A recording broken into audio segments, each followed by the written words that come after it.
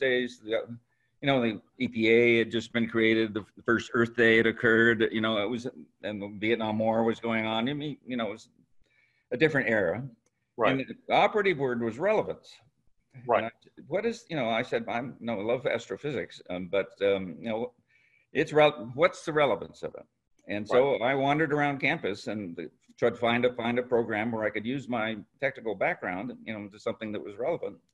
And I ran into environmental health. One of my advisors you know, told me when I graduated, he said, don't follow the money, follow the risk. Well, the IPCC is the mother of all scientific assessments. I mean, it's the largest, oldest, most well-resourced. And, you know, the first assessment was in around 1990 or so. And, but now in the latest assessment, the fifth assessment, the one I was so heavily involved with, there were about 800 scientists from all over the world engaged in it.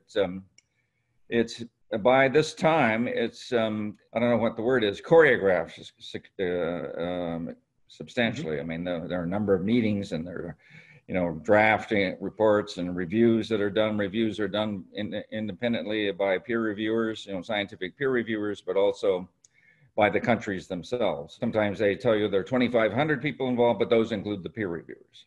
So there were about 800 of us that were actually engaged. Now, it's a massive effort in its own. I mean, there are 3 major volumes. They're called working groups, and there's working group 1, 2, and 3. I was chair of a chapter in working group 2. Working group 2 is impacts. Okay. So we were looking at health.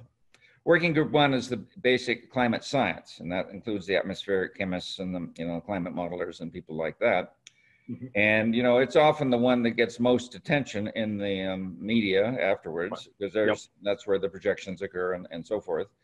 Working group 3 is what do we do about it? You know, mitigation, and that includes a lot of economists and engineers and people like that. You might think that that is actually where the action is, but they have not gotten as much attention in the past. But I know from the talking to people involved with it today, they're hoping for a lot of attention the next round.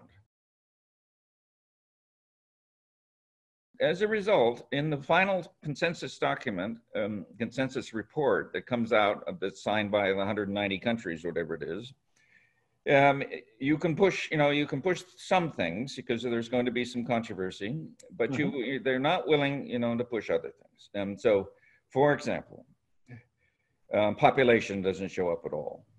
Now, it shows up in our chapter, in the health chapter, because there's a relationship between population growth and health. And so, but you won't find anything about population in the synthesis document, because, you know, there are lots of countries in the world who don't want to, I mean, we don't frame it as population control. It's framed as reproductive health services. In other words, providing all the women in the world access to contraception.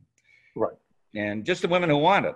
You don't have to convince any new ones, but that is, you know, highly controversial when you get at the, you know, at the international level. Another thing is the economic growth projections that are necessary to have before you project climate, you know, greenhouse gas emissions.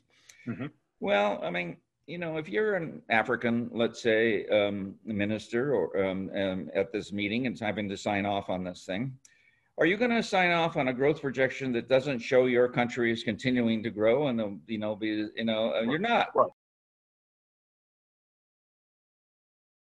They've actually initiated a program which they started in 2015, and they just last fall, 2019, they were able to hook up 83 million poor households to clean fuels.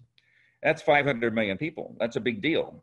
And so these are people using biomass before, but now are hooked up to a clean fuel. And on the clean fuel in this audience, I don't know, internationally, it's known as LPG, liquefied petroleum gas. What Americans call it propane. It's what's, you know, powers my barbecue outside here, but it's the first clean fuel of development. And so now, you know, massive increase in, with some very clever marketing and behavioral change approaches by the Indian government. And many other governments are now starting along the same lines. everybody's exposed to air pollution. You know, nearly everybody on the planet, outdoor or, you know, household or both. And so as a result, the burden of disease, the total number of deaths and illnesses created by air pollution is at the scale of tobacco. It's not as big, but it's at the scale. One of the big impacts there's starting to be evidence for is what we call cognitive effects. That is impacts on the learning of the children. Yep. And, you know, we know this from other environmental risk factors. Lead is the most famous. That kids with lead, you know, lead in their blood are slower to learn and have actually been monitored and determined in IQ points. So this will happen with air pollution too. Ever since I was, you know, first started thinking about health, you know, CDC was kind of a golden light, you know, that's the place where all the good work was done, where the good people came out of, you know, when they came out with something, you looked at it. And, you know, and so I started out this pandemic thinking that too, back in February. Right. And then, you know, slowly, it took maybe longer than it should have. I realized, you know, they weren't doing anything. Right. And they were hobbled.